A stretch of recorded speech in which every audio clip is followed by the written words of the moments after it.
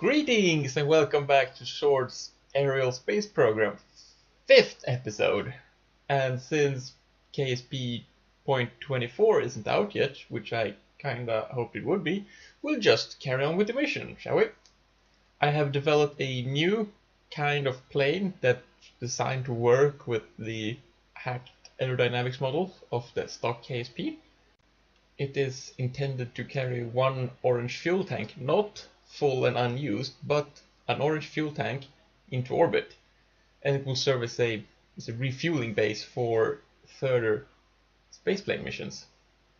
And of course, since we are working without Ferrum and without the realistic jet engines, the ascent and the power up to get to orbit bits, all of this works perfectly. No problems at all anywhere. Promise. The ascent profile I use is as follows. You get up to between 10 and 12 kilometers as fast as possible, then you level out, accelerate up to as high as you can go, really, above 1,000 meters per second. Once you hit that, or once you get tired of accelerating, you start up your rocket engine and pitch up, and you run your turbines until they are starting to cut out. Switch them off, keep boosting your airwaves up until you have it above 70, and from there on it's basically a rocket. So you can see I used up almost all of the fuel. It looks like almost all of the fuel, but because we're having very large volumes, even a small fraction of that volume is actually quite a lot of fuel as far as space planes are concerned. Because I generally don't build very big space planes, this is very adequate. Now we just have to circularize, and this won't take a lot of fuel because we have a very high orbital velocity, which is good, which is part of the idea with the spaceplane ascent. There we go, orbit, and done.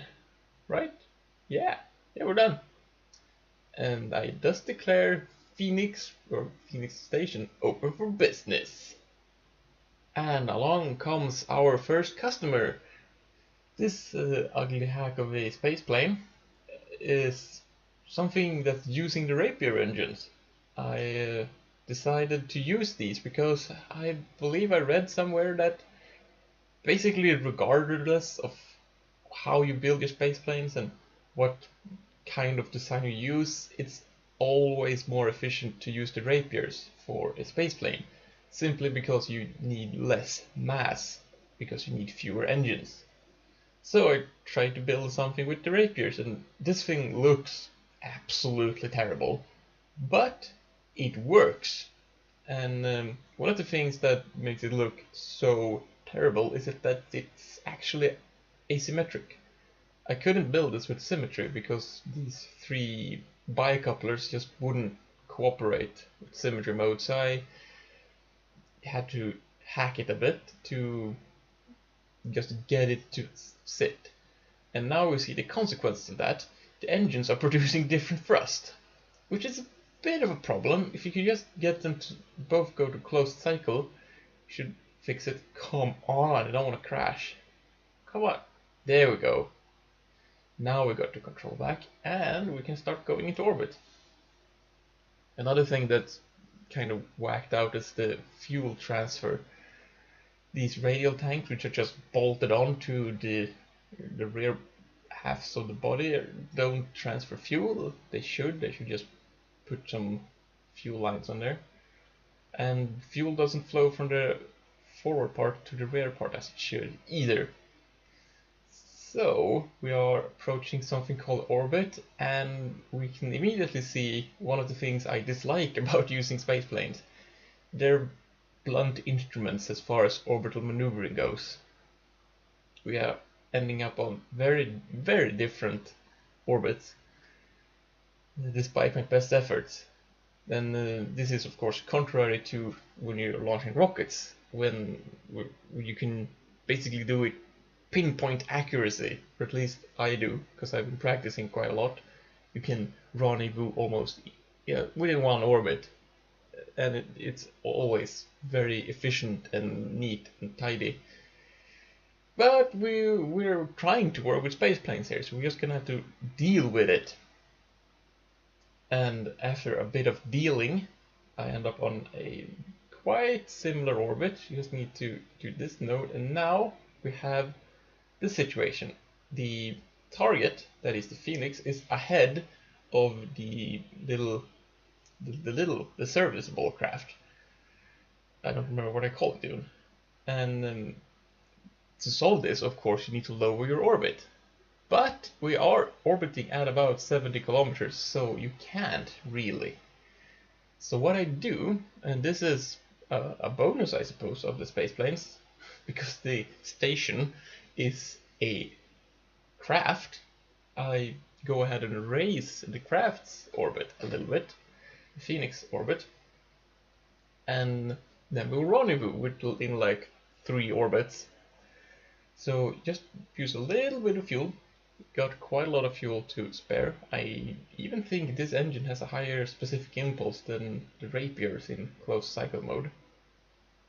So what we do is we set up this eventual encounter, and then we wait several orbits, and we'll do some corrections on the way, of course, just to make sure we end up pretty much on top of each other.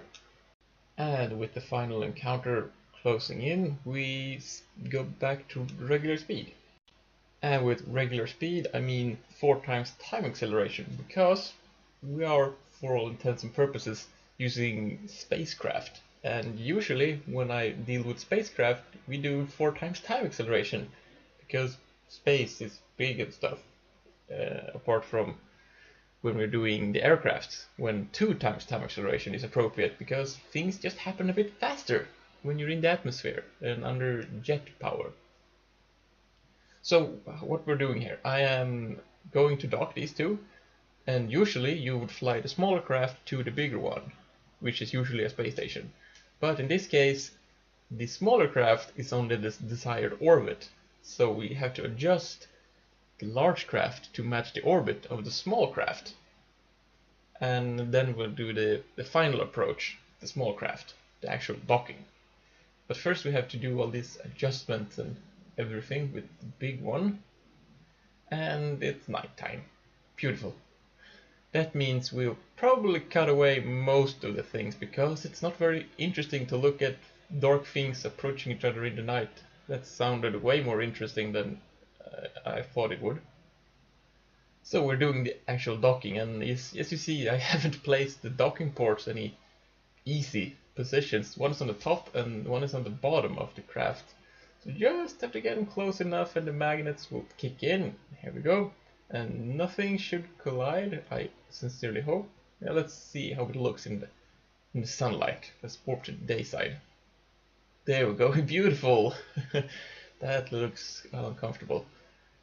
Yeah, but nothing's colliding with anything, so let's just transfer the fuel, which is why we did this whole thing, to get fuel onto this little craft. I wonder how it looks from inside. There's a wing, that's another wing. Yeah, it's basically, you can see bits of wings. Not as interesting as I hoped it would be. Oh well. So there we go, we have a refueled aircraft in orbit, or space plane craft thing. Almost fully fueled, and we'll just go ahead and undock this, do some separation. Careful. Here we go. It's beautiful. So the question now is, what do we do with this? I have a refueled space plane in orbit around Kerbin. We can go to several different places, because you know what they say, once you're in orbit, you're halfway to anywhere. And since we have refueled in orbit, we should be able to go wherever we want. But let's start realistic and go to either the Mun or Minmus. Which one of these I will actually go to will have to be decided by how much delta V I have, which I will have calculated by next week. I hope to see you then. Bye!